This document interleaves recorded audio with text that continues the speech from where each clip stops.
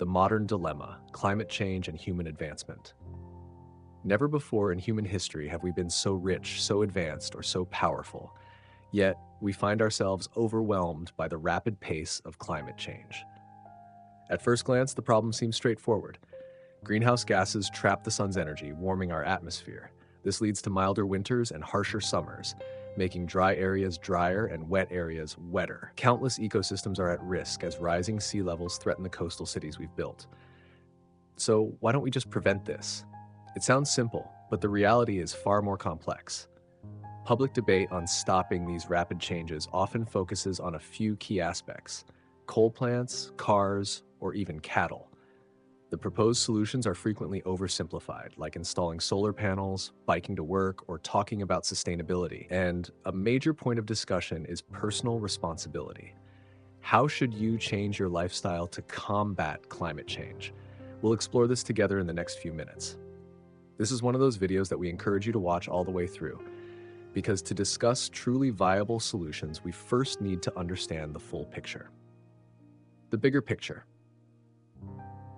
Modern industrial society, as we've built it over the last 150 years, is inherently destructive to the planet. Nearly everything we do to make our lives easier, safer, and more comfortable worsens the biosphere. The food we eat, the roads we travel, the clothes we wear, the devices we use, and even the comfortable temperatures we artificially create around us all contribute to environmental degradation. While most people are aware of the significant impact of energy, beef, cars, and planes, many of the major polluters rarely get mentioned. For example, emissions from landfills are as significant as those from all jets in the sky. More CO2 is released powering our homes than all cars combined, and the emissions from manufacturing a new car are equivalent to building just 2 meters of road. So while switching to electric cars is a good start, it won't solve the problem if we continue building roads the same way. Fixing just one small part of the industrial system isn't enough. Every different component needs its own solution, and many of these solutions are not straightforward.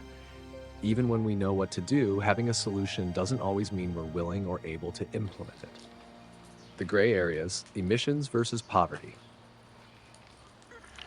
There's a clear link between a nation's prosperity and its carbon emissions. In other words, wealthier people tend to produce more emissions. So, is the key to solving climate change simply for the world's richest to cut back on their extravagant lifestyles? While that might help, it wouldn't solve the problem. The reality is that 63% of global emissions come from low and middle income countries. These are places where most people aren't living extravagantly, but are trying to escape poverty at worst and achieve a comfortable lifestyle at best.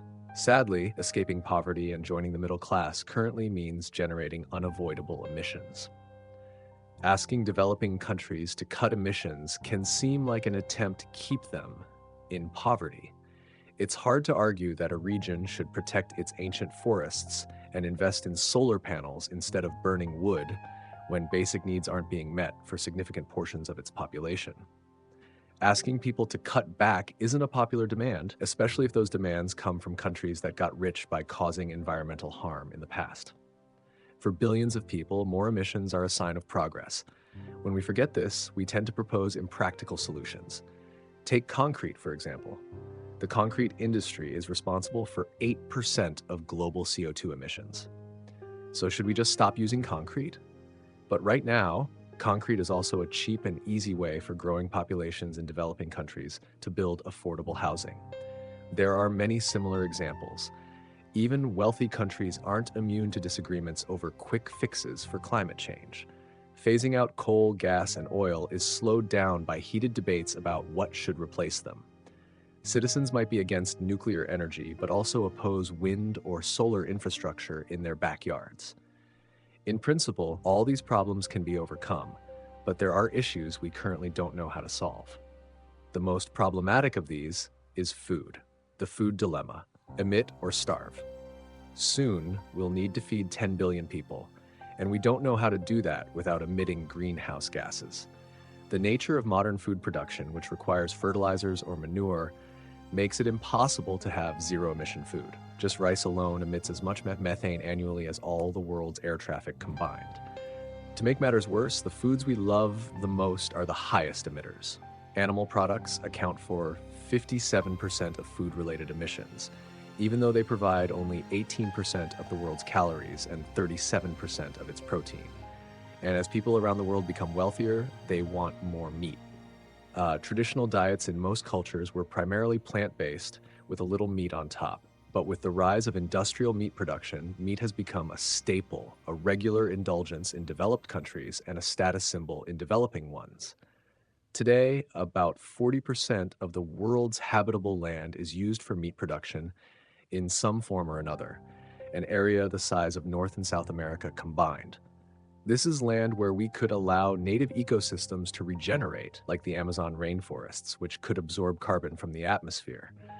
But instead, most of it is used to feed animals. The available solutions are capable of making everyone across the political spectrum, rich or poor, unhappy. Meat is a highly emotional issue, and there are plenty of whataboutism arguments, like comparing it to worse sources of emissions. In the end, it's simple. Eating less meat won't stop climate change on its own, but we also can't stop climate change without eating less meat. The same goes for other things that are less crucial to our survival, but are frankly unrealistic to expect to disappear, like air travel, shipping, mining, and producing devices that play YouTube videos. Solutions versus costs. In principle, the technology to save us already exists. Direct air capture of CO2 extracts carbon dioxide from the air so it can be stored underground or turned into products. So why aren't we implementing it everywhere? Because with the technology we have now, it would cost about $10 trillion a year, or half of the US GDP. That money has to come from somewhere, and currently no one is offering. Simply passing these costs onto massive polluters like steel mills and coal power plants would double the cost of their products, putting these industries, which already operate on tight profit margins, out of business. It might seem logical for governments to pay for this, but many state resources are actually tied up in doing the opposite, like subsidizing oil and gas. This seems counterintuitive, but it follows clear incentives. By artificially keeping fuel prices low, transportation and everyday goods are kept artificially cheap as well, which has a significant social impact on billions of people around the world. This creates political lobbies and incentives that perpetuate the cycle, making it hard to cut fossil fuel production. Meanwhile, costly solutions to a distant problem like carbon capture seem like they can wait, as technically no one benefits from them now. Some argue that moving away from capitalism is the only solution to this mess. Others insist that markets should be even freer, without any interventions like subsidies, and some suggest we need what's called degrowth and cut back on spending as a species in general. But the truth is, at least so far, no political system is doing an impressive job of becoming truly sustainable, and none of them have really done so in the past. We also don't have time to figure this out and experiment. We need to implement solutions now, not just to stop releasing all the greenhouse gases we can, but also to start reducing the amount of CO2 in the air. It's too late to simply fix our habits. We have to actively correct our past mistakes. Every year we waste makes more extreme changes inevitable. What can you really do?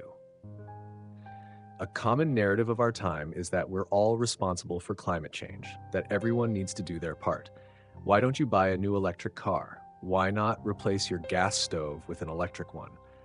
How about you install double-glazed windows, stop eating meat, and turn off the lights? Shifting the responsibility from the largest carbon emitters to the average person is much easier than solving systemic problems. And there's a bonus if tackling climate change involves selling a new product. If you don't have the money or time for these things, you should feel bad. It's an effective message because it's true. The fastest way to reduce CO2 emissions would be if all the wealthy populations on Earth drastically changed their lifestyles, and if people on the rise didn't try to reach that level, favoring the climate over comfort and wealth. If you're watching this video, that includes you. But we just witnessed a global experiment in staying home, not using transportation, and consuming less during the COVID-19 pandemic. All it did was reduce CO2 emissions by 7% in 2020. Asking ordinary people to solve climate change doesn't work when you look at the scale of the problem. Personal contributions to reducing greenhouse gas emissions are positive but insignificant compared to the systemic reality of global emissions. The concept of a personal carbon footprint was popularized by the oil company BP in a 2005 advertising campaign, arguably one of the most effective and sinister pieces of propaganda that still distracts us all from the reality of the situation. If you eliminated 100% of your emissions for the rest of your life, you would save 1 second of emissions from the global energy sector. Even the most motivated person can't make a dent. When we combine the dangers of rapid climate change, the scale of emissions, and the lack of consensus on how